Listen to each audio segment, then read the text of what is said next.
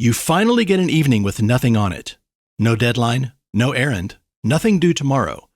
So you sit down and within 10 minutes, you're doing something anyway. Refreshing an inbox nobody's emailing you on. Reorganizing a drawer that was fine yesterday. Somewhere in that first hour, rest quietly turned into a chore you felt like you had to justify. That flinch, that specific discomfort of doing nothing, isn't laziness catching up with you. It's guilt. And guilt is a strange thing to feel about rest you already earned. Naming it. Psychologists have a term for part of this: idleness aversion. In a well-known study, researchers left people alone in a room with nothing to do but their own thoughts.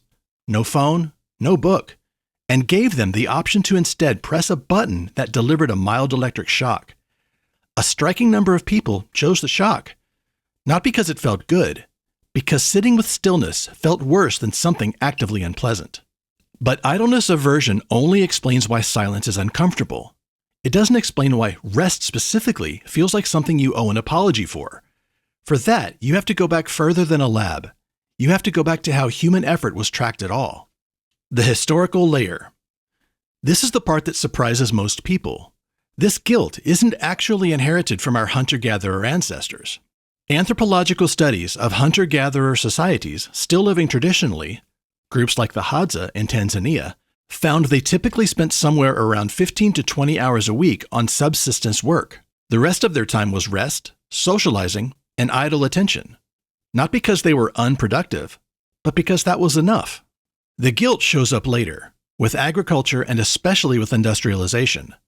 Once labor could be measured in hours, watched, timed, and priced, rest stopped being a private recovery and became a visible absence of output.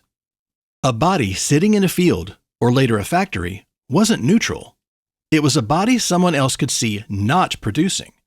That's when stillness started to carry a small social cost, the sense that someone, somewhere, was quietly keeping score. The modern amplification.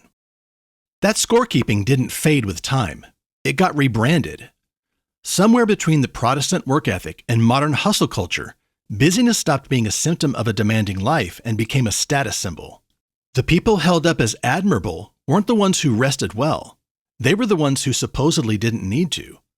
"I haven't sat all week" turned into something you say with pride, not exhaustion. Add social media into that, where everyone's output is visible and everyone's rest is invisible, and you get a constant low-grade comparison. It looks like everyone else is still going. So even in a moment you've clearly earned, after the deadline, after the hard week, some part of you is still bracing for the question, shouldn't you be doing something? Notice how it actually shows up, too. It's rarely a thought you sit with directly. It's a hand reaching for a phone during a quiet moment, a show playing in the background of a nap you're pretending is intentional, a vacation where you still answer 3 quick emails just so the guilt has somewhere to go. That guilt doesn't announce itself. It just quietly recruits a task to make the stillness feel earned twice over. The reframe. Here's the part worth sitting with. That guilt was never a signal that you did something wrong. It's a signal that part of you is still keeping score, using rules written for a world that hasn't existed for a couple of centuries. You're not undisciplined for resting. You're running very old software on very new hardware. And physiologically, the guilt has it backwards. Rest isn't the pause between the real work. It's the second half of it. Muscle doesn't grow during the lift. It grows during recovery, when torn fibers rebuild stronger. Your nervous system doesn't downshift out of cortisol and into calm while you're still going. It does that after, when your body finally gets the signal that it's safe to stop scanning for the next demand. Skip that part enough times, and you're not banking extra output. You're spending a balance that never gets the chance to refill. That's also why forced rest so often doesn't work. The kind where you collapse on a couch, phone still in hand, half monitoring for something you might be missing. The body can be still while the alarm is still ringing. Real recovery isn't just stopping the activity, it's convincing that old alarm, however briefly, that it's actually allowed to stand down. Close. So next time you catch yourself reaching for a task to justify 20 quiet minutes you already earned, try naming what's actually happening. That's not undiscipline. That's a very old alarm, still ringing in a world that stopped needing it a long time ago. You didn't earn the rest and then owe an explanation for taking it. The rest was the earning. The part where the work you already did actually gets to count.